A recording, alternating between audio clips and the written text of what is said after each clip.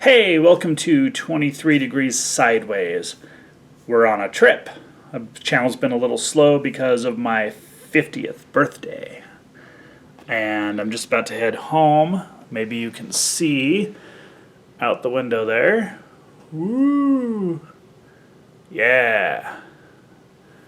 That is more smoke from the California, Oregon, Antifa, Black Lives Matter wildfires.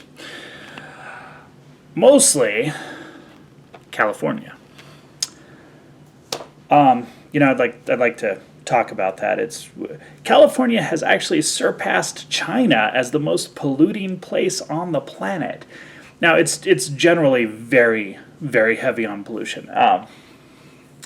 Every 5 years or so, I'm forced to drive through Los Angeles, and it looks like this all the time in Los Angeles. You know, visibility of 1 or 2 miles and yellow smoke, and it's a really weird experience if you don't live there, driving into LA, especially at night, where all the lights are discolored because of the smog and the traffic, and it's very dystopian. It's very Megacity 1.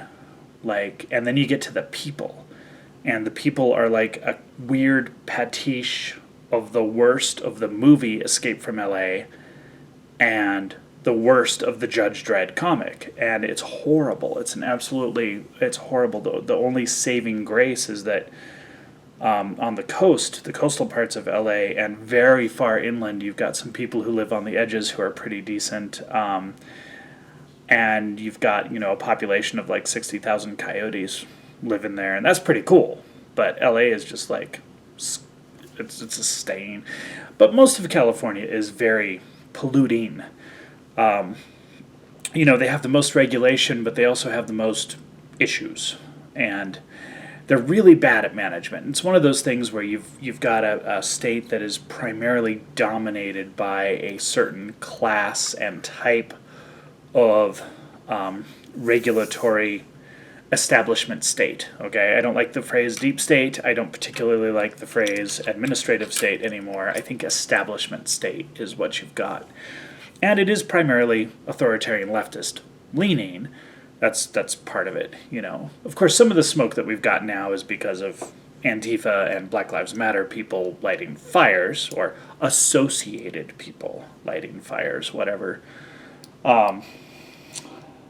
So,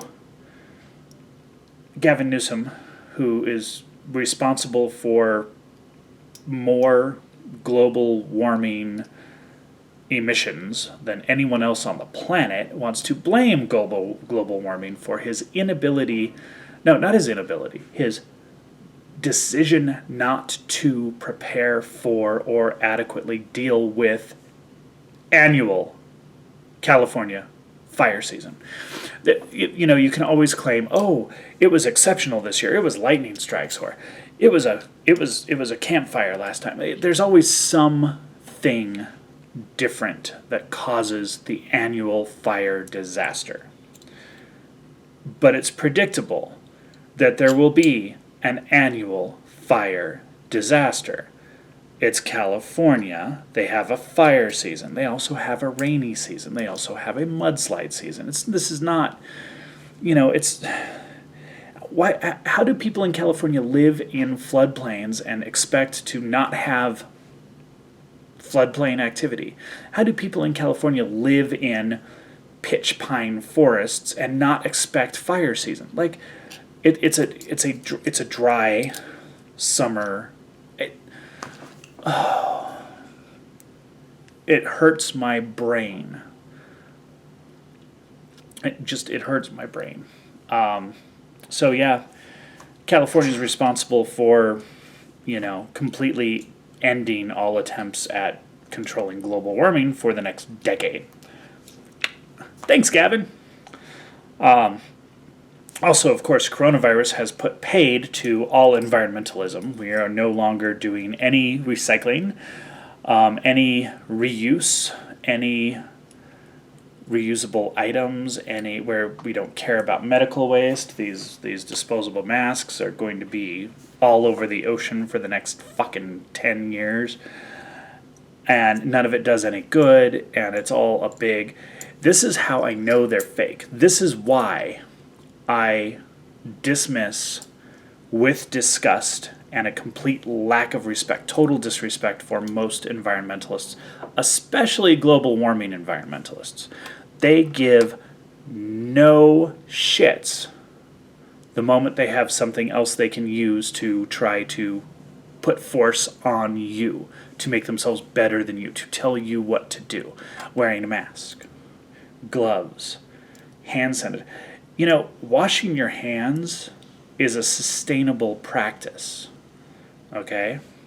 I have a relative who has had a headache, works in a medical facility, has had a headache every single day for the past 6 months because of scented hand sanitizers and cleaners, and you can't get rid of them. It's destroying people's lives. I mean, forget about the concentration camp stuff, okay? I've seen people in nursing homes at the windows who have not had outside contact for half a year. They're in concentration camps. And now they can't breathe. The nursing homes in Nevada. I mean, this is not good. And just want you to pay attention, okay? A lot of people are trying to justify all this because they hate something on the right. They hate Republicans, or they hate free markets, or they hate the idea of meritocracy, or they hate profit, or they hate Donald Trump, or they hate Ted Cruz, or they hate guns, or they hate something.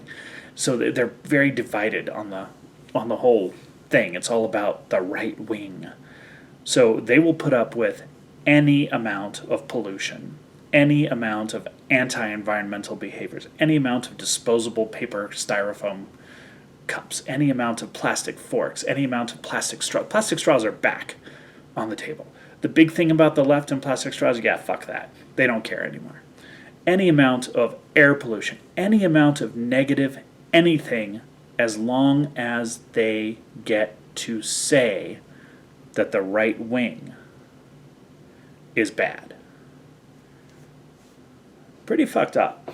And I'm pretty pissed. I mean, I've got lung damage from the first Gulf War, and this is painful. You know, this is hurting. And I can't get away from it. I can't get away from it by going 2 states away. At this point, I have to go over the Rockies to the Soviet Socialist Republic of the eastern part of the U.S. or whatever to get away from the smoke. It is a global phenomenon. Thanks, Gavin. You're a fantastic, forward-thinking, progressive governor. Oh, man. You know, I wish people would see this, could see what the management is like, why this is happening, how bad this is, you know, how much lie. There've been so many lies about the virus, the pandemic, and it's technically a pandemic, but it's not an epidemic. Never has reached that actual threshold. So, whatever. You know, I want you to not forget this in 5 minutes or 5 days when CNN tries to tell you something else is important. Stay sideways.